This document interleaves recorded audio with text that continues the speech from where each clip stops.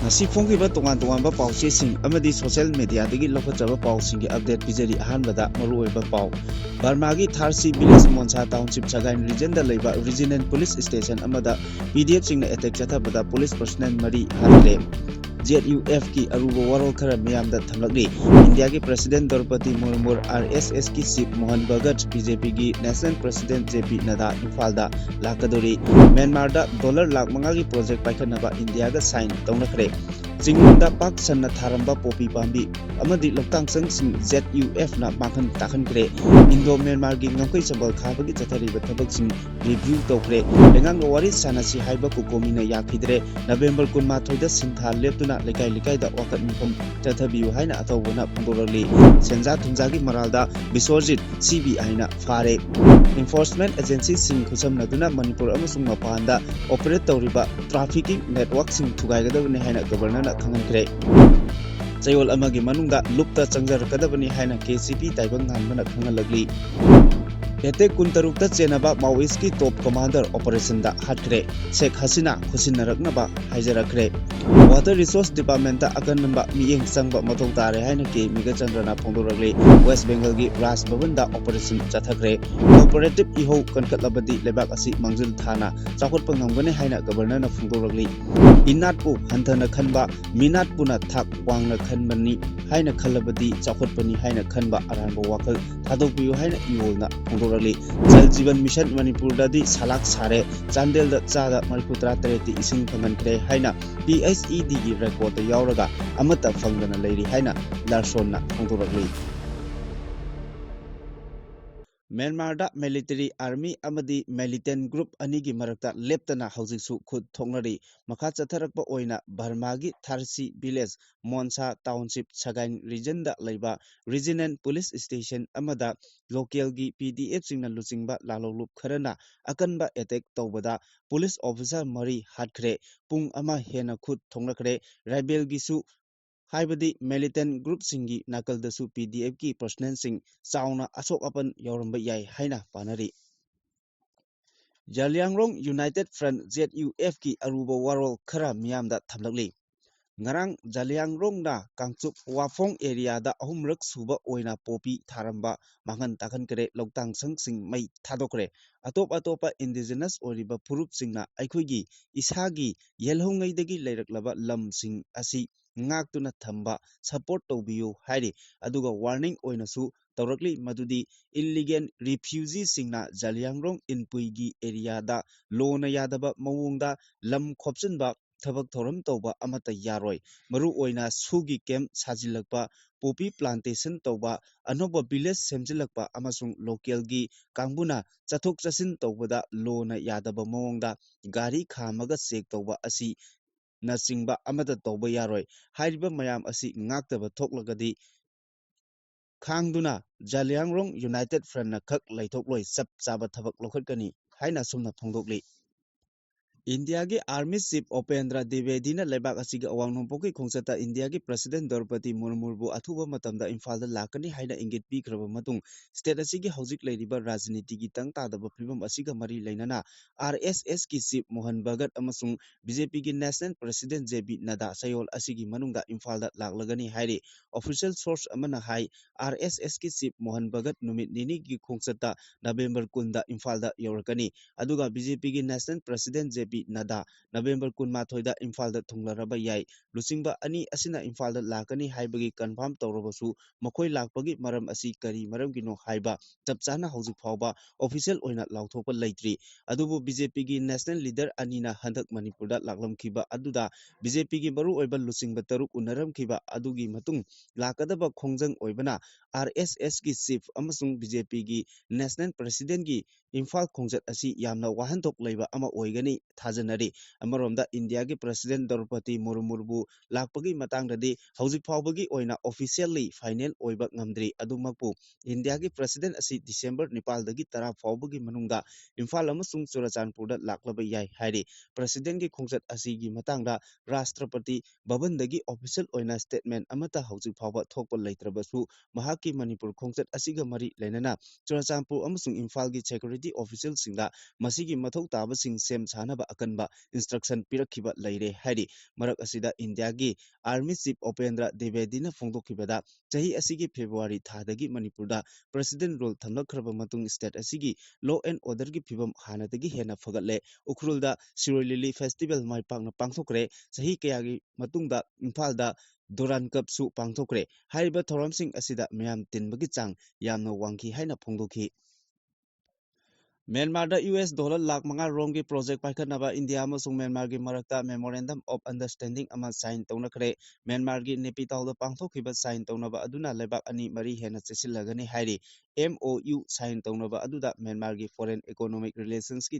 Minister Dr. Wawa Mawong amasung Indian Ambassador Ave Thakur Saruk Yaki Myanmar gi Mandalay da laiba Mahamuni Temple gi akai atoi nangkraba saruk sing semjinba amasung archives na singba semgatnabani hairi pawasi gi matung ina Mandalay da laiba Mahamuni Temple amasung atai structure kaya ama yoha habana maram oiraga akai atoi nangkhibani makhatana agriculture sector da mateng pangba amasung apikpa thabak thoram kaya da su mateng pangani hairi junta media gi report ki matung ina mang takraba sing adu semgatpada chapchana US dollar lakh mari lising mari fudra mapan chatret kunthra manga changani madugi damak India ga sign tawnabani ngarang MOU sign tawnakhiba aduna karigumba project adu mai pakna paikhatnabagi ahum suba rauni hairi Kangpokpi district ke manung hanjinba chingnung singda paksanna tharamba popi pami sing amasung makhoigi loktang sang sing Jaliangrong United Front ki Tiger Force na mai thadokpa amasung phuktatpana singba tawduna manghan takhankhre khulai paiba asina social media da thadorokpa video clipping amada hai hanadagi hauna tawganu hairaga asum tawi Jaliangrong ki lamda kukilen laite Tiger Road laite kanana su aikhoi thingba ngamloi tawdragadi tawkre Nupanina adum mathang tawrakhigani haujiksu tawriba asini state force amsung central force da onsillaga video footage aduda hai nakhoisu aikhoigi tung ilau nachin inausing punna thabak tawinaba kaide nakhoidi asigumba maphamsing asi changba ngamdabani aikhoina haujikti hana changlabani aikhoigi tung ilau nakhoisu thabak asida yauragadi reward phangane punna thabak tawminasi Manipurda kanglukki irang thokraba tung singi manung hanjinba mapham kayamarumda popi thabagi changwang khalakpagi report lay Manipur police ki BDF amasung Central Forcing pullaga punsillaga hojiksu popi yanthatpagi thabak yamna kana chathari Indo-Myanmar ngangkhoi paringda hojik chathariba border fencing ki thabaki matangda Governor Ajay Kumar Balana chair loduna review mifam phamkre Raj Bhavan gi conference hall da pangthokiba review mifam aduda BRO gi makok thongba officer sing Border Road East ki additional DG amasung kunmanga suba PRTF ki commandant su saruk yaki mifam aduda mari lainaba officer singi maikaidagi ngamkai chamal khabagi hojik chathariba thabaki progress project asigi overall performance amasung key operation issue singi matangda marik chumna governor da pawdom ki loinana ngamkai sambal khabagi thabak asi hena khumang yangsinna changsinba ngamnaba honabada security amasung communication gi matangda lariba wafam singsu putoktuna kanaki governor na progress laina ngamkai sambal khabagi thabak chathari haiba wafamda thagatba amadi apenba phongdokpaga loinana government ki maikaidagi su piba yaba mateng pigani haibagi thajaba thamki pangthokeba review meeting aduda chief secretary Dr. Punit Kumar Gowel, DGP Rajiv Singh, Additional Chief Secretary Anurag Bajpai, Commissioner Amadi BRO amasung Assam Rifles ki makok thongba Officer Singh, Deputy Commissioner Singh su saruk yaki. Sangai Festival boycott tawriba asigi matangda Manipur lengakna wari sanasi haiduna ngarang numidang Chief Secretary na aiba chirol ama tharaktuna khangalakibabu kokomina yakidre nungthil pawmisinga unabada kokomigi kanbena khoraijam athobana hai November 18 asida sintha leptuna lekai da wakat mifam paksana phambiu sahi ani makhai masagi maramda refugee amagumna leiriba miyam asibu thausadana miyamgi apambagi mayokda PR administration sangai festival pangthoknaba thorang torokpasi yaningde festival si miyamga samnaroi saruk yaroi haibagi wapam numit asida punna utminnasi lengakna wari sananaba cherol tharapagi matangda hai cherol aduda agenda amata yaude madugisu matakta kokomi haibasi state asigi matik mayai leiraba civil society organization mayamna pullaga sembanina hana mangjongna paw pinaraga tathok tasin tawnagadabadu matam tena pirakpana aikhoina meeting adu saruk yararoi haina khangan khibani mahanu makatan hai sangai festival lisingani kunmanga asi ꯃꯤꯌꯥꯝꯒꯤ ꯑꯣꯏꯗꯦ ꯒꯕꯔꯃꯦꯟꯠꯅ ꯁꯤꯟꯒꯦ ꯌꯥꯎꯅ ꯁꯤꯜꯂꯛꯄ ꯃꯥꯜꯂꯤ ꯃꯤꯌꯥꯝꯒꯤ ꯑꯣꯏꯅꯗꯤ ꯑꯩꯈꯣꯏꯒꯤ ꯐꯪꯐꯝ ꯊꯣꯛꯄꯁꯤꯡ ꯐꯪꯗ꯭ꯔꯤꯕ ꯑꯩꯈꯣꯏꯒꯤ ꯏꯀꯥꯏ ꯈꯨꯝꯅꯕ ꯃꯥꯡꯂꯤꯕ ꯑꯃꯁꯨꯡ ꯑꯩꯈꯣꯏꯒꯤ ꯆꯥꯎꯊꯣꯛꯆꯅꯤꯡꯉꯥꯏ ꯑꯣꯏꯕ ꯐꯤꯗꯥ ꯑꯗꯨ ꯍꯟꯖꯤꯟꯍꯟꯕꯅ ꯁꯉꯥꯏ ꯐꯦꯁꯇꯤꯚꯦꯜ ꯄꯥꯡꯊꯣꯛꯄꯗꯒꯤ ꯍꯦꯟꯅ ꯃꯔꯨ ꯑꯣꯏ ꯃꯤꯌꯥꯝꯒꯤ ꯑꯣꯏꯔꯝꯕ ꯇꯥꯔꯒꯗꯤ ꯕꯣꯏꯀꯣꯠ ꯂꯥꯎꯊꯣꯔꯛꯂꯤꯕ ꯄꯦꯟꯗ꯭ꯔꯕ ꯃꯌꯥꯝꯒꯤ ꯈꯣꯜꯂꯥꯎ ꯂꯥꯎꯅꯔꯛꯂꯤꯕꯁꯤꯡ ꯑꯁꯤ ꯂꯩꯔꯝꯂꯣꯏ ꯃꯤꯌꯥꯝꯅ ꯑꯄꯥꯝꯕ ꯍꯩꯅꯤꯡꯕ ꯑꯃꯠꯇ ꯄꯣꯛꯇ꯭ꯔꯤꯕꯁꯤ ꯁꯉꯥꯏ ꯐꯦꯁꯇꯤꯚꯦꯜ ꯄꯥꯝꯗꯦ ꯑꯩꯈꯣꯏꯒꯤ ꯄꯨꯟꯁꯤꯔꯣꯜ ꯃꯍꯧꯁꯥꯒꯤ ꯄꯨꯟꯁꯤꯗ ꯍꯟꯖꯤꯜꯍꯜꯂꯨ ꯍꯥꯏꯕꯗꯨꯗ ꯃꯤꯠꯌꯦꯡ ꯆꯪꯐꯝ ꯊꯣꯛꯏ ꯂꯩꯉꯥꯛꯅ ꯇꯧꯔꯤꯕ ꯃꯇꯧ ꯑꯁꯤꯗꯤ ꯅꯝꯗꯨꯅ ꯁꯤꯟꯒꯅꯤ ꯁꯦꯀ꯭ꯌꯨꯔꯤꯇꯤꯒꯤ ꯃꯊꯥꯡ ꯅꯥꯏꯅ ꯉꯥꯛꯂꯒ ꯂꯥꯡꯕꯟ ꯑꯃꯒꯤ ꯃꯅꯨꯡꯗ ꯐꯦꯁꯇꯤꯚꯦꯜ ꯑꯁꯤ ꯄꯥꯡꯊꯣꯛꯀꯅꯤ ꯍꯥꯏꯅ ꯈꯟꯕ ꯃꯥꯜꯂꯤ ꯃꯁꯤꯗꯤ ꯁꯉꯥꯏ ꯐꯦꯁꯇꯤꯚꯦꯜꯒꯤꯗꯃꯛꯇ ꯕꯖꯦꯠꯇ ꯍꯥꯞꯂꯤꯕ ꯁꯦꯟꯐꯝ ꯑꯗꯨ ꯁꯥꯌꯦꯟ ꯉꯥꯌꯦꯟꯅꯕꯒꯤ ꯋꯥꯈꯜꯂꯣꯟꯗ ꯃꯤꯠꯌꯦꯡ ꯊꯝꯕ ꯃꯥꯜꯂꯤ ꯃꯍꯥꯛꯅ ꯍꯥꯏ ꯁꯉꯥꯏ ꯐꯦꯁꯇꯤꯚꯦꯜ ꯄꯥꯡꯊꯣꯛꯈꯤꯕꯒꯤ ꯃꯔꯨꯑꯣꯏꯕ ꯃꯔꯝꯗꯤ ꯁ꯭ꯇꯦꯠ ꯑꯁꯤꯒꯤ ꯇꯨꯔꯤꯖꯝ ꯆꯥꯎꯈꯠꯍꯟꯅꯕꯅꯤ ꯑꯁꯤꯒꯨꯝꯕ ꯐꯦꯁꯇꯤꯚꯦꯜ ꯑꯁꯤꯗ ꯃꯤꯌꯥꯝꯅ ꯁꯔꯨꯛ ꯌꯥꯕ ꯍꯥꯏꯕ ꯌꯥꯎ ꯍꯥꯏꯕ ꯌꯥꯗ꯭ꯔꯒꯗꯤ ꯀꯝꯗꯧꯅ ꯇꯨꯔꯤꯖꯝ ꯆꯥꯎꯈꯠꯍꯟꯕ ꯉꯝꯒꯗꯧꯔꯤꯕꯅꯣ ꯃꯔꯝ ꯑꯗꯨꯅ ꯁꯉꯥꯏ ꯐꯦꯁꯇꯤꯚꯦꯜ ꯑꯁꯤ ꯂꯩꯉꯥꯛꯀꯤ ꯑꯦꯖꯦꯟꯗꯥ ꯈꯔ ꯈꯛꯀꯤ ꯃꯈꯥꯗ ꯁꯤꯟꯕ ꯊꯧꯔꯝꯅꯤ ꯃꯅꯤꯄꯨꯔꯗ ꯇꯪꯗꯨ ꯂꯩꯇꯥꯕ ꯐꯤꯕꯝ ꯍꯟꯖꯤꯜꯍꯜꯂꯦ ꯁꯉꯥꯏ ꯐꯦꯁꯇꯤꯚꯦꯜ ꯄꯥꯡꯊꯣꯛꯄ ꯉꯝꯂꯦ ꯀꯔꯤꯁꯨ ꯇꯧꯅꯗ꯭ꯔꯦ ꯍꯥꯏꯕꯒꯤ ꯄ꯭ꯔꯣꯄꯦꯒꯟꯗꯥꯗ ꯈꯔ ꯌꯨꯝꯐꯝ ꯑꯣꯏꯅꯅꯕ ꯊꯑꯣꯏꯅ ꯐꯦꯁꯇꯤꯚꯦꯜ ꯑꯁꯤ ꯄꯥꯡꯊꯣꯛꯇꯕ ꯌꯥꯗꯦ ꯍꯥꯏꯅ ꯄꯥꯡꯊꯣꯛꯄꯅꯤ ꯍꯥꯏꯔꯣꯏꯗꯕꯒꯤ ꯃꯔꯝ ꯂꯩꯇꯦ ꯑꯁꯤꯒꯨꯝꯅ ꯐꯦꯁꯇꯤꯚꯦꯜ ꯑꯁꯤ ꯑꯩꯈꯣꯏꯒꯤ ꯏꯆꯤꯟ ꯏꯅꯥꯎ ꯁꯔꯨꯛ ꯌꯥꯕ ꯊꯦꯡꯅꯩ ꯃꯈꯣꯏꯁꯨ ꯕꯖꯦꯠꯇ ꯌꯥꯎꯔꯤꯕ ꯁꯦꯟꯐꯝꯁꯤꯡ ꯑꯗꯨ ꯂꯣꯏꯊꯣꯛꯍꯧꯅꯅꯕꯒꯤ ꯄꯥꯟꯗꯝꯗꯅꯤ ꯑꯩꯈꯣꯏ ꯄꯨꯝꯅꯃꯛ ꯃꯤꯑꯣꯏ ꯑꯃꯃꯝ ꯑꯣꯏꯕꯒꯤ ꯐꯪꯐꯝ ꯊꯣꯛꯄꯁꯤꯡ ꯐꯪꯂꯤꯕ꯭ꯔꯥ ꯃꯁꯥꯒꯤ ꯃꯔꯝꯗꯝꯗ ꯂꯥꯟꯖꯦꯟꯅꯗꯨꯅ ꯃꯤꯑꯣꯏ ꯂꯤꯁꯤꯡ ꯀꯌꯥ ꯑꯋꯥꯕ ꯇꯥꯔꯤ ꯃꯅꯤꯄꯨꯔ ꯑꯃ ꯑꯣꯏꯕꯒꯤ ꯏꯀꯥꯏ ꯈꯨꯝꯅꯕ ꯃꯆꯦꯠ ꯑꯃ ꯐꯥꯎꯕ ꯍꯟꯖꯤꯟꯕ ꯉꯝꯗ꯭ꯔꯤꯉꯩꯒꯤ ꯆꯩꯔꯛ ꯑꯁꯤꯗ ꯑꯩꯈꯣꯏꯅ ꯀꯩꯗꯧꯉꯩꯗ ꯇꯨꯔꯤꯖꯝ ꯆꯥꯎꯈꯠꯍꯟꯕꯅꯤ ꯍꯥꯏꯗꯨꯅ ꯐꯦꯁꯇꯤꯚꯦꯜꯗ ꯃꯥꯏ ꯑꯣꯟꯁꯤꯟꯗꯨꯅ ꯂꯩꯊꯣꯛꯀꯗ꯭ꯔꯥ ꯍꯥꯏꯕꯁꯤ ꯃꯤꯌꯥꯝ ꯄꯨꯝꯅꯃꯛꯅ ꯈꯟꯊꯕꯤꯌꯨ ꯑꯗꯨꯒ ꯀꯣꯀꯣꯃꯤ ꯑꯃꯁꯨꯡ IDPꯁꯤꯡꯒ ꯄꯨꯟꯅ ꯆꯠꯃꯤꯟꯅꯔꯒ ꯈꯣꯡꯖꯪ ꯆꯪꯁꯤꯟꯃꯤꯟꯅꯁꯤ ꯍꯥꯏꯔꯛꯂꯤ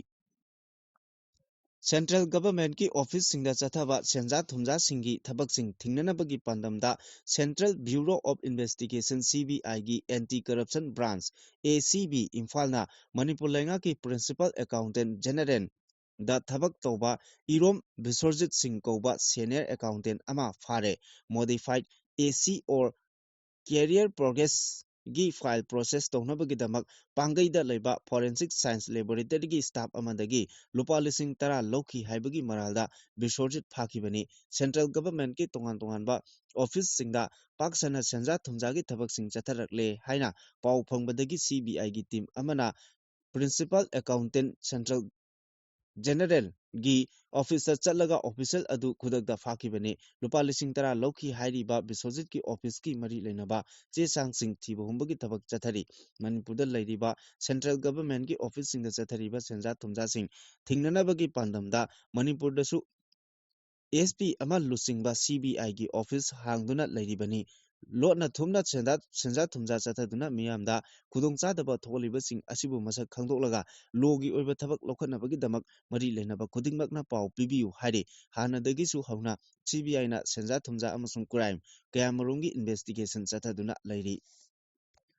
ꯏꯟꯐꯣꯔꯁꯃꯦꯟꯠ ꯑꯦꯖꯦꯟꯁꯤꯁꯤꯡꯒꯤ ꯃꯔꯛꯇ ꯑꯃꯒ ꯃꯇꯦꯡ ꯄꯤꯅꯗꯨꯅ ꯃꯅꯤꯄꯨꯔꯒꯤ ꯃꯅꯨꯡ ꯑꯃꯁꯨꯡ ꯃꯄꯥꯟꯗ ꯑꯣꯄꯔꯦꯠ ꯇꯧꯔꯤꯕ ꯇ꯭ꯔꯥꯐꯤꯀꯤꯡ ꯅꯦꯠꯋꯥꯔꯛꯁꯤꯡ ꯊꯨꯒꯥꯏꯅꯕꯒꯤ ꯑꯀꯟꯕ ꯊꯕꯛ ꯂꯧꯈꯠꯅꯕ ꯑꯖय ꯀꯨꯃꯥꯔ ꯚꯜꯂꯥ ꯃꯅꯤꯄꯨꯔꯒꯤ ꯒꯚꯔꯅꯔꯅ ꯃꯀꯣꯛ ꯊꯣꯡꯕ ꯑꯣꯐꯤꯁꯤꯌꯦꯜꯁꯤꯡꯗ ꯄꯥꯎꯇꯥꯛ ꯄꯤꯈ꯭ꯔꯦ ꯔꯥꯖ ꯚꯕꯟꯗ ꯄꯥꯡꯊꯣꯛꯈꯤꯕ 10ꯁꯨꯕ ꯁ꯭ꯇꯦꯠ ꯂꯦꯚꯦꯜ ꯅꯥꯔꯀꯣ ꯀꯣꯑꯣꯔꯗꯤꯅꯦꯁꯟ ꯁꯦꯟꯇꯔꯒꯤ ꯃꯤꯐꯝꯗ ꯒꯚꯔꯅꯔ ꯑꯖय ꯀꯨꯃꯥꯔ ꯚꯜꯂꯥꯅ ꯃꯊꯛꯀꯤ ꯋꯥꯐꯝ ꯑꯁꯤ ꯈꯪꯍꯟꯈꯤꯕꯅꯤ ꯗ꯭ꯔꯒꯀꯤ ꯃꯥꯌꯣꯛꯇ ꯂꯧꯈꯠꯂꯛꯂꯤꯕ ꯊꯕꯛꯁꯤꯡ ꯑꯃꯗꯤ ꯇꯣꯉꯥꯟ-ꯇꯣꯉꯥꯟꯕ ꯑꯦꯖꯦꯟꯁꯤꯁꯤꯡꯅ ꯂꯧꯒꯗꯕ ꯊꯧꯗꯥꯡꯒꯤ ꯃꯇꯥꯡꯗ ꯀꯨꯞꯅ ꯈꯟꯅ ꯅꯩꯅꯈꯤꯕ ꯁ꯭ꯇꯦꯠ ꯂꯦꯚꯦꯜ ꯃꯤꯇꯤꯡ ꯑꯗꯨꯗ chief secretary director general of police ꯇꯣꯉꯥꯟ-ꯇꯣꯉꯥꯟꯕ ꯗꯤꯄꯥꯔꯠꯃꯦꯟꯠꯁꯤꯡꯒꯤ ꯃꯀꯣꯛ ꯊꯣꯡꯕ ꯑꯣꯐꯤꯁꯤꯌꯦꯜꯁꯤꯡ ꯂꯣ ꯏꯟꯐꯣꯔꯁꯃꯦꯟꯠ ꯑꯃꯗꯤ ꯁꯦꯀ꯭ꯌꯨꯔꯤꯇꯤ ꯑꯦꯖꯦꯟꯁꯤꯁꯤꯡꯒꯤ ꯃꯤꯍꯨꯠꯁꯤꯡ ꯁꯔꯨꯛ ꯌꯥꯈꯤ ꯃꯤꯐꯝ ꯑꯗꯨꯗ Manipur police narcotics and affairs of border NAF ꯑꯃꯗꯤ ꯂꯥꯏꯟ ꯗꯤꯄꯥꯔꯠꯃꯦꯟꯠꯁꯤꯡꯒꯤ ꯃꯥꯏꯀꯩꯗꯒꯤ ꯍꯧꯖꯤꯛ ꯑꯣꯏꯔꯤꯕ ꯗ꯭ꯔꯒ ꯇ꯭ꯔꯥꯐꯤꯀꯤꯡꯒꯤ ꯃꯇꯥꯡ illicit poppy cannabis ꯀꯜꯇꯤꯚꯦꯁꯟ ꯑꯃꯗꯤ ꯁ꯭ꯇꯦꯠ ꯑꯁꯤꯒꯤ ꯃꯐꯝ ꯀꯌꯥꯗ ꯗ꯭ꯔꯒ ꯑꯦꯕ꯭ꯌꯨꯁꯀꯤ ꯊꯕꯛ ꯍꯦꯟꯒꯠꯂꯛꯂꯤꯕ ꯑꯁꯤꯒꯤ ꯃꯇꯥꯡꯗ ꯃꯔꯤꯛ ꯆꯨꯝꯕ ꯔꯤꯄꯣꯔꯠ ꯒꯚꯔꯅꯔꯗ ꯊꯝꯈꯤ ꯒꯚꯔꯅꯔꯒꯤ ꯃꯥꯏꯀꯩꯗꯒꯤ ꯃꯅꯤꯄꯨꯔꯒꯤ ꯃꯅꯨꯡ ꯑꯃꯁꯨꯡ ꯃꯄꯥꯟꯗ ꯑꯣꯄꯔꯦꯠ ꯇꯧꯔꯤꯕ ꯇ꯭ꯔꯥꯐꯤꯀꯤꯡ ꯅꯦꯠꯋꯥꯔꯛꯁꯤꯡ ꯃꯔꯨ ꯐꯪꯅ ꯃꯨꯠꯊꯠꯅꯕ ꯏꯟꯐꯣꯔꯁꯃꯦꯟꯠ ꯑꯦꯖꯦꯟꯁꯤꯁꯤꯡꯗ ꯃꯇꯦꯡ ꯄꯤꯗꯨꯅ ꯑꯀꯟꯕ ꯊꯕꯛ ꯂꯧꯈꯠꯅꯕ ꯈꯪꯍꯟꯈꯤ ꯏꯟꯇꯤꯂꯤꯖꯦꯟꯁ ꯕꯦꯖ ꯑꯣꯄꯔꯦꯁꯟꯒꯤ ꯊꯕꯛ ꯀꯟꯈꯠꯍꯟꯕ ꯕꯣꯔꯗꯔ ꯉꯥꯛ-ꯁꯦꯟꯕꯒꯤ ꯑꯀꯟꯕ ꯊꯕꯛ ꯂꯧꯈꯠꯅꯕꯒ ꯂꯣꯏꯅꯅ ꯇ꯭ꯔꯥꯟꯖꯤꯠ ꯀꯣꯔꯤꯗꯣꯔꯁꯤꯡ ꯑꯃꯁꯨꯡ ꯀ꯭ꯔꯤꯇꯤꯀꯦꯜ ꯑꯣꯏꯕ ꯗꯤꯁꯇ꯭ꯔꯤꯛꯁꯤꯡ ꯑꯃꯁꯨꯡ ꯇ꯭ꯔꯥꯟꯖꯤꯠ ꯀꯣꯔꯤꯗꯣꯔꯁꯤꯡꯗ ꯏꯟꯐꯣꯔꯁꯃꯦꯟꯠꯀꯤ ꯊꯕꯛ ꯊꯧꯔꯝꯁꯤꯡꯗ ꯍꯦꯟꯅ ꯃꯄꯥꯡꯒꯜ ꯀꯟꯈꯠꯍꯟꯅꯕ ꯋꯥꯐꯝ ꯒꯕꯔꯅꯔꯅ ꯊꯝꯕꯒ ꯂꯣꯏꯅꯅ ꯄꯣꯄꯤ ꯊꯥꯕ ꯑꯃꯗꯤ ꯒꯟꯖꯥ ꯊꯥꯕꯒꯤ ꯊꯕꯛꯁꯤꯡ ꯊꯤꯡꯅꯕ ꯑꯀꯟꯕ ꯑꯣꯄꯔꯦꯁꯟꯁꯤꯡ ꯆꯠꯊꯗꯨꯅ ꯆꯦꯟꯅꯕꯁꯤꯡ ꯂꯣꯒꯤ ꯑꯣꯏꯕ ꯆꯞ ꯆꯥꯕ ꯆꯩꯔꯥꯛ ꯐꯪꯍꯟꯅꯕꯁꯨ ꯒꯕꯔꯅꯔꯅ ꯃꯀꯣꯛ ꯊꯣꯡꯕ ꯑꯣꯐꯤꯁꯤꯌꯦꯜꯁꯤꯡꯗ ꯈꯪꯍꯟꯈꯤ ꯒꯕꯔꯅꯔ ꯑꯖय ꯀꯨꯃꯥꯔ ꯚꯜꯂꯥꯅ ꯗ꯭ꯔꯒ ꯄꯨꯊꯣꯛ ꯄꯨꯁꯤꯟ ꯇꯧꯕꯒꯤ ꯊꯕꯛ ꯂꯥꯛꯁꯤꯟꯅꯕ ꯑꯦꯗꯚꯥꯟꯁ ꯑꯣꯏꯕ ꯇꯦꯛꯅꯣꯂꯣꯖꯤꯁꯤꯡ ꯃꯔꯨꯑꯣꯏꯅ ꯁ꯭ꯀꯦꯅꯔ ꯁꯔꯚꯤꯂꯦꯟꯁ ꯇꯨꯜ ꯑꯃꯗꯤ ꯃꯣꯗꯔꯟ ꯗꯤꯇꯦꯛꯁꯟ ꯁꯤꯁꯇꯦꯝꯁꯤꯡ ꯁꯤꯖꯤꯟꯅꯅꯕ ꯑꯣꯊꯣꯔꯤꯇꯤꯁꯤꯡꯗ ꯗꯤꯔꯦꯛꯁꯟ ꯄꯤꯈ꯭ꯔꯦ ꯃꯐꯝ ꯑꯗꯨꯗ ꯗ꯭ꯔꯒ ꯁꯄ꯭ꯂꯥꯏ ꯔꯤꯗꯛꯁꯟ ꯑꯃꯁꯨꯡ ꯗꯤꯃꯥꯟ ꯔꯤꯗꯛꯁꯟꯒꯤ ꯊꯧꯔꯝꯁꯤꯡ ꯂꯧꯈꯠꯅꯅꯕꯒꯤ ꯇꯉꯥꯏꯐꯗꯕ ꯋꯥꯐꯝꯁꯤꯡꯁꯨ ꯀꯨꯞꯅ ꯈꯟꯅꯈꯤ ꯂꯣꯏꯅꯅ ꯗꯤ ꯑꯦꯗꯤꯛꯁ ꯑꯃꯁꯨꯡ ꯔꯤꯍꯦꯕꯤꯂꯤꯇꯦꯁꯟ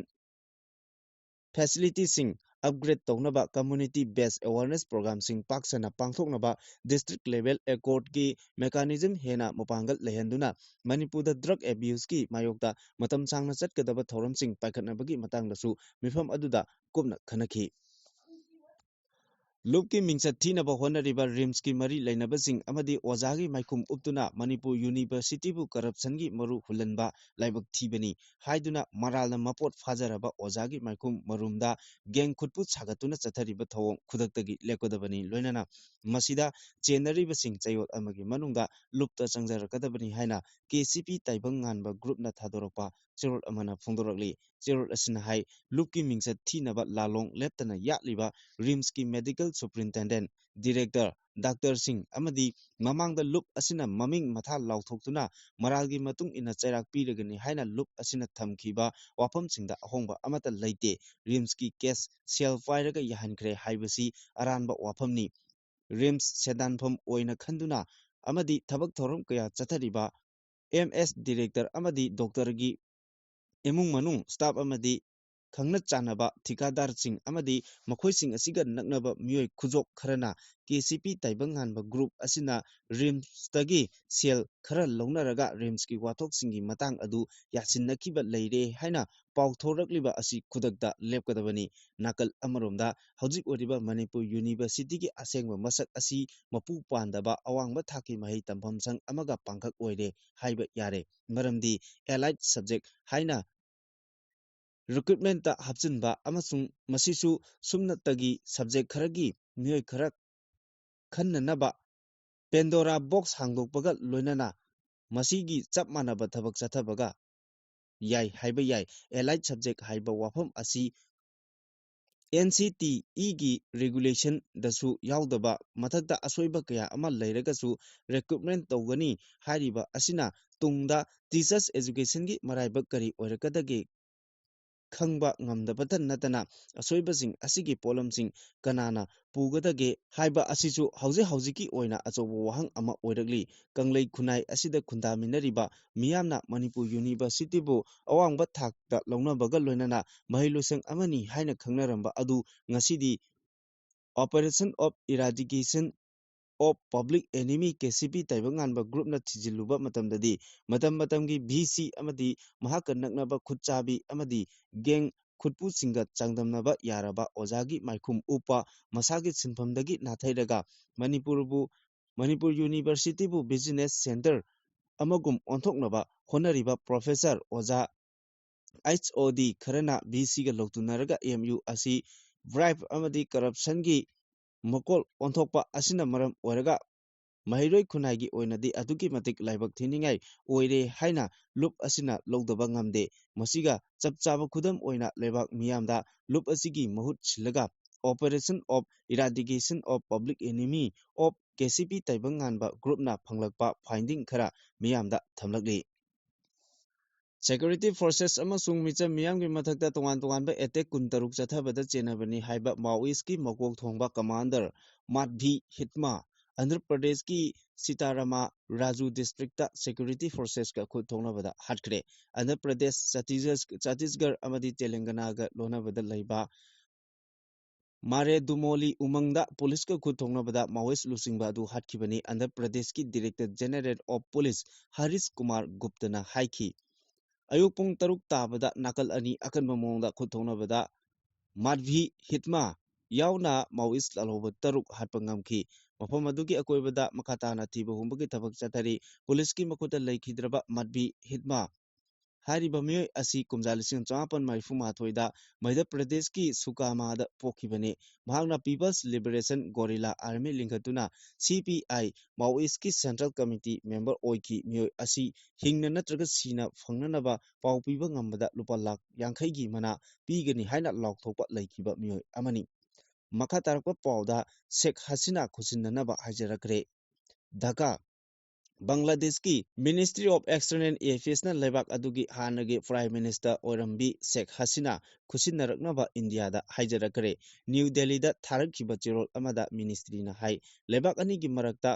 ꯑꯦꯛꯁꯇ꯭ꯔꯥꯗꯤꯁꯟ ꯇ꯭ꯔꯤꯇꯤ ꯈꯨꯌꯦꯛ ꯄꯤꯅꯈꯤꯕ ꯃꯔꯝꯅ ꯙꯥꯀꯥꯒꯤ ꯀꯣꯔꯠ ꯑꯃꯅ ꯁꯤꯕꯒꯤ ꯆꯩꯔꯥꯛ ꯄꯤꯅꯕ ꯋꯥꯌꯦꯜ ꯄꯤꯈ꯭ꯔꯕ ꯁꯦꯈ ꯍꯁꯤꯅꯥꯕꯨ ꯏꯟꯗꯤꯌꯥꯅ ꯑꯊꯨꯕ ꯃꯇꯝꯗ ꯕꯪꯒ꯭ꯂꯥꯗꯦꯁꯇ ꯈꯨꯠꯁꯤꯟꯅꯔꯛꯅꯕ ꯃꯊꯧ ꯇꯥꯏ꯫ ꯃꯤꯑꯣꯏꯕ ꯈꯨꯟꯅꯥꯏꯒꯤ ꯃꯊꯛꯇ ꯀ꯭ꯔꯥꯏꯝ ꯆꯠꯊꯕꯒꯤꯗꯃꯛ ꯀꯣꯔꯠꯅ ꯃꯔꯥꯜ ꯂꯩꯔꯦ ꯍꯥꯏꯅ ꯂꯥꯎꯊꯣꯛꯈ꯭ꯔꯕ ꯑꯖꯥꯗ ꯎꯖꯃꯥ ꯈꯥꯟ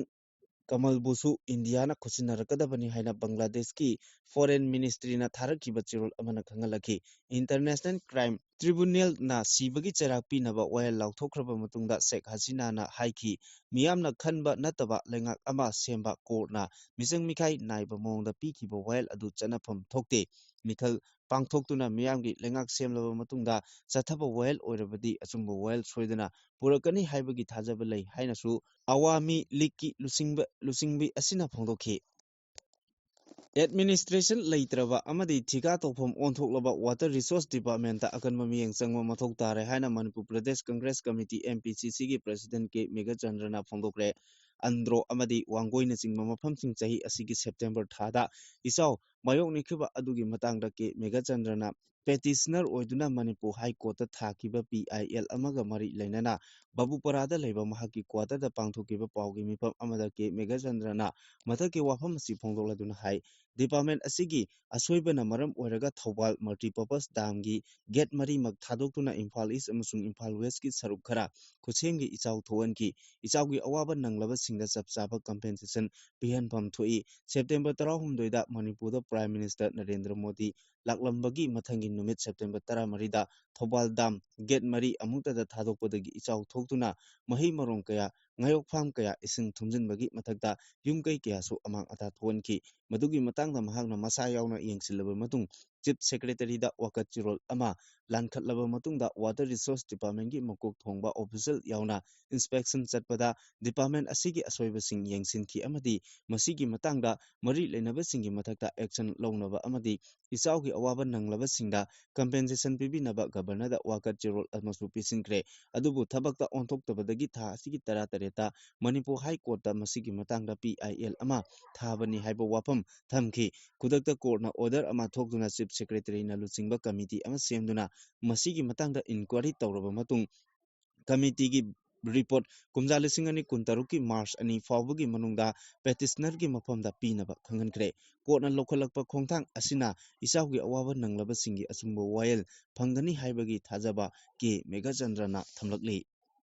ꯋꯦꯁꯠ ꯕꯦꯡꯒꯣꯜꯒꯤ ꯇ꯭ꯔꯤꯅꯥꯃꯨꯜ ꯀꯣꯡꯒ꯭ꯔꯦꯁꯀꯤ MP ꯀꯥꯂꯤꯌꯥꯟ ꯕꯦꯅꯔꯖꯤꯅ ꯁ꯭ꯇꯦꯠ ꯑꯗꯨꯒꯤ ꯒꯚꯔꯅꯔ CB ꯑꯅꯟꯗ ꯕꯣꯁꯅ ꯔꯥꯖ ꯚꯕꯟꯗ BJPꯒꯤ ꯀ꯭ꯔꯤꯃꯤꯅꯦꯜꯁꯤꯡ ꯆꯪꯍꯟꯗꯨꯅ ꯇ꯭ꯔꯤꯅꯥꯃꯨꯜꯒꯤ ꯋꯥꯀꯔꯁꯤꯡꯗ ꯑꯦꯇꯦꯛ ꯆꯠꯊꯍꯟꯅꯕ ꯑꯃꯗꯤ ꯅꯣꯡꯃꯩ ꯑꯃꯁꯨꯡ ꯅꯣꯡꯃꯩ ꯃꯔꯨꯁꯤꯡ ꯄꯤꯔꯦ ꯍꯥꯏꯅ ꯏꯂꯤꯒꯦꯁꯟ ꯑꯃ ꯇꯧꯔꯛꯄꯗꯒꯤ ꯍꯧꯈꯤꯕ ꯅꯤꯡꯊꯧꯀꯥꯕ ꯅꯨꯃꯤꯠꯇ ꯕꯣꯝꯕ ꯗꯤꯁꯄꯣꯖꯦꯜ ꯁ꯭ꯀ꯭ꯋꯥꯗ ꯑꯃꯗꯤ ꯇꯣꯉꯥꯟ ꯇꯣꯉꯥꯟꯕ ꯁꯦꯀ꯭ꯌꯨꯔꯤꯇꯤ ꯑꯦꯖꯦꯟꯁꯤꯁꯤꯡꯒꯤ ꯃꯀꯣꯛ ꯊꯣꯡꯕ ꯑꯣꯐꯤꯁꯤꯌꯦꯜꯁꯤꯡ ꯌꯥꯎꯅ ꯔꯦꯗ ꯑꯃ ꯆꯠꯊꯈ꯭ꯔꯦ꯫ ꯋꯦꯁꯠ ꯕꯦꯡꯒꯜꯒꯤ ꯒꯚꯔꯅꯔ VC ꯑꯅꯟꯗ ꯕꯣꯁꯅ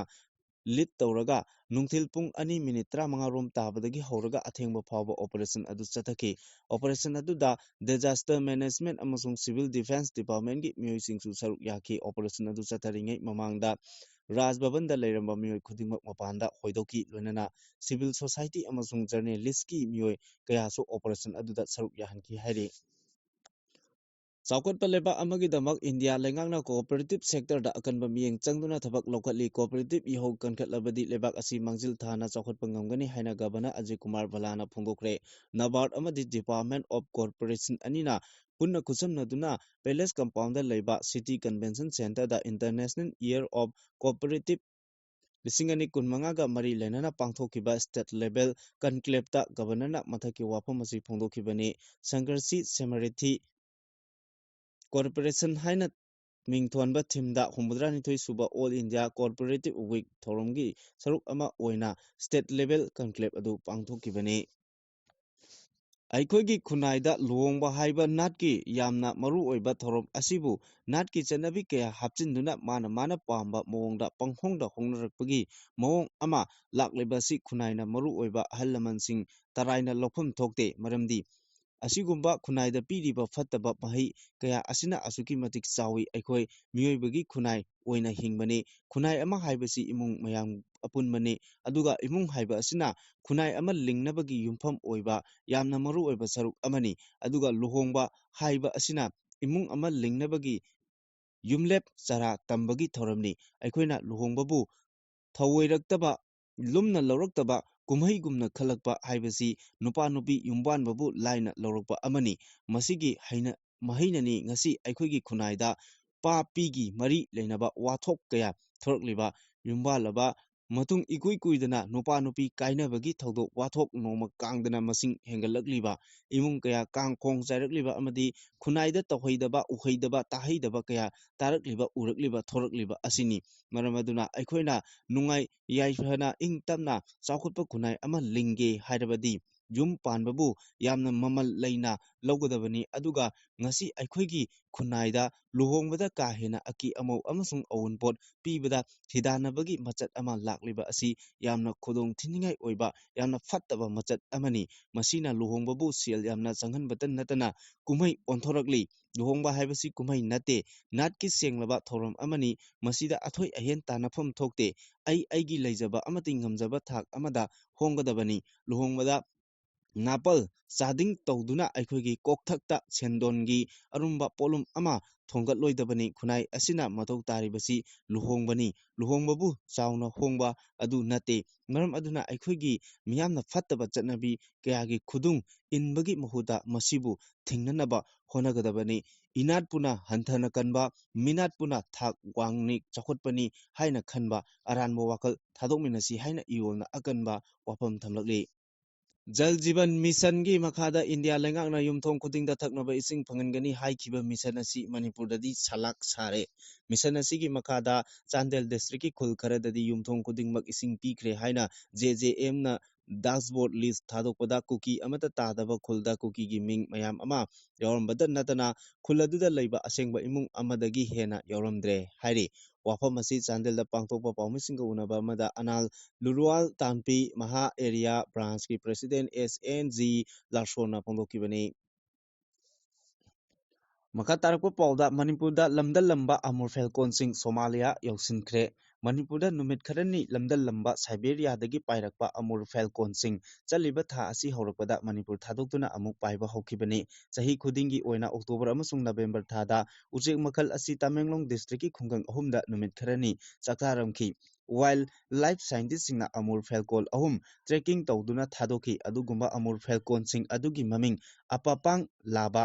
ꯑꯂꯥꯡ ꯑꯃꯣꯝ ꯑꯃꯗꯤ ꯑꯍꯨ ꯑꯃꯣꯝꯅꯤ ꯍꯥꯏꯔꯤ ꯍꯥꯏꯔꯤꯕ ꯇ꯭ꯔꯦꯀꯤꯡ ꯇꯧꯔꯕ ꯎꯆꯦꯛ ꯑꯍꯨꯝ ꯑꯗꯨꯒꯤ ꯃꯅꯨꯡꯗ ꯑꯄꯥꯄꯥꯡ ꯍꯥꯏꯔꯤꯕ ꯎꯆꯦꯛ ꯑꯗꯨꯗꯤ ꯑꯔꯥꯕꯤꯌꯥꯟ ꯁꯤ ꯂꯥꯟꯊꯣꯛꯈꯤꯕꯒ ꯂꯣꯏꯅꯅ ꯁꯣꯃꯥꯂꯤꯌꯥ ꯌꯧꯈ꯭ꯔꯦ ꯑꯗꯨꯒ ꯑꯂꯥꯡ ꯑꯃꯁꯨꯡ ꯑꯍꯨꯅ ꯑꯔꯥꯕꯤꯌꯥꯟ ꯁꯤꯒꯤ ꯃꯊꯛꯇ ꯍꯧꯖꯤꯛ ꯄꯥꯏꯗꯨꯅ ꯂꯩꯔꯤ ꯎꯆꯦꯛ ꯑꯁꯤꯒꯤ ꯈꯣꯡꯆꯠ ꯅꯩꯅꯕꯁꯤꯡꯒꯤ ꯃꯇꯨꯡ ꯏꯟꯅ ꯀꯤꯂꯣꯃꯤꯇꯔ 5,000 ꯍꯦꯟꯅ ꯂꯥꯞꯄ ꯑꯋꯥꯡ ꯅꯣꯡꯄꯣꯛ ꯁꯣꯃꯥꯂꯤꯌꯥ ꯐꯥꯎꯕꯒꯤ ꯈꯣꯡꯆꯠ ꯑꯗꯨ ꯅꯨꯃꯤꯠ 5ꯅꯤ ꯆꯪꯏ ꯑꯄꯥꯄꯥꯡ ꯍꯥꯏꯔꯤꯕ ꯎꯆꯦꯛ ꯑꯗꯨ ꯔꯦꯀꯣꯔꯗꯀꯤ ꯃꯇꯨꯡ ꯏꯟꯅ ꯆꯠꯂꯤꯕ ꯊꯥ ꯑꯁꯤꯒꯤ 12ꯗ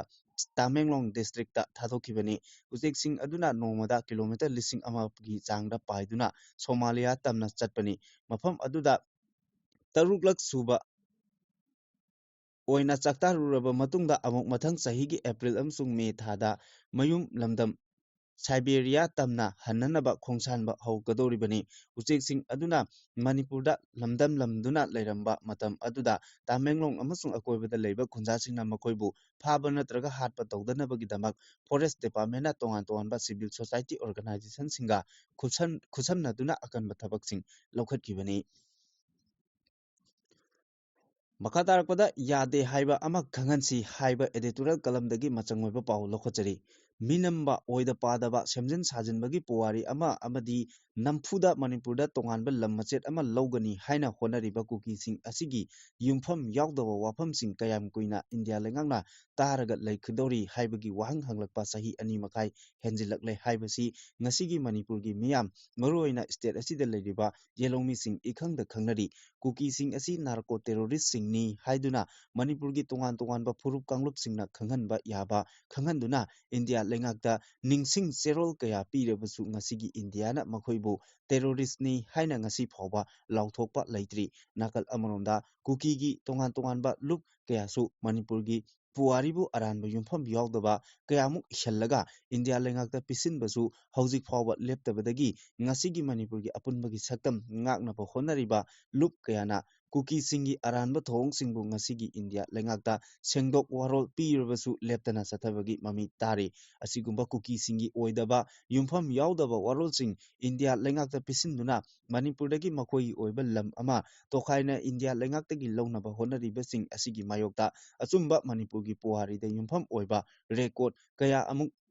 ꯁ꯭ꯇꯦꯠ ꯑꯁꯤꯒꯤ ꯌꯦꯂꯧꯃꯤ ꯐꯨꯔꯨꯞꯁꯤꯡꯒꯤ CSOꯁꯤꯡꯅ ꯏꯟꯗꯤꯌꯥ ꯂꯩꯉꯥꯛꯇ ꯄꯤꯁꯤꯟꯈꯤꯕꯁꯤꯡ ꯑꯁꯤꯕꯨ ꯃꯃꯨꯠ ꯇꯥꯅ ꯉꯁꯤꯒꯤ ꯏꯟꯗꯤꯌꯥ ꯂꯩꯉꯥꯛꯅ ꯄꯥꯔꯒ ꯈꯪꯅꯕ ꯍꯣꯠꯅꯗ꯭ꯔꯕꯗꯤ ꯂꯝꯍꯦꯟ ꯇꯨꯍꯦꯟꯕ ꯀꯨꯀꯤꯁꯤꯡꯅ ꯉꯁꯤꯒꯤ ꯃꯅꯤꯄꯨꯔ ꯃꯈꯥ ꯇꯥꯅ ꯑꯔꯥꯟꯕ ꯊꯧꯑꯣꯡꯗ ꯌꯨꯝꯐꯝ ꯑꯣꯏꯕ ꯊꯧꯔꯥꯡ ꯀꯌꯥꯃꯨꯛ ꯄꯥꯏꯈꯠꯂꯛꯀꯅꯤ ꯍꯥꯏꯕꯒꯤ ꯆꯤꯡꯅꯕ ꯂꯩꯔꯤ꯫ ꯃꯔꯝꯗꯤ ꯃꯈꯣꯏꯅ ꯑꯆꯨꯝꯕ ꯍꯦꯛ ꯉꯥꯡꯕꯗ ꯃꯈꯣꯏꯒꯤ ꯗꯤꯃꯥꯟ ꯐꯪꯕ ꯍꯥꯏꯕꯁꯤ ꯁꯨꯡꯑꯣꯏ ꯑꯣꯏꯊꯣꯛꯂꯣꯏ ꯍꯥꯏꯕꯁꯤꯁꯨ ꯀꯨꯀꯤꯁꯤꯡꯅ ꯃꯌꯦꯛ ꯁꯦꯡꯅ ꯈꯪꯕꯅ ꯃꯔꯝ ꯑꯣꯏꯔꯒ ꯑꯃꯨꯕ ꯃꯆꯨꯕꯨ ꯑꯉꯧꯕꯅꯤ ꯍꯥꯏꯕꯁꯤ ꯍꯥꯏꯕ ꯌꯨꯝꯐꯝ ꯌꯥꯎꯗꯕ ꯄꯣꯔꯝ ꯀꯌꯥꯃꯨꯛ ꯂꯦꯞꯄ ꯂꯩꯇꯅ ꯌꯥꯠꯂꯒ ꯃꯈꯣꯏꯒꯤ ꯑꯄꯥꯝꯕ ꯐꯪꯅꯕ ꯍꯣꯠꯅꯕꯗ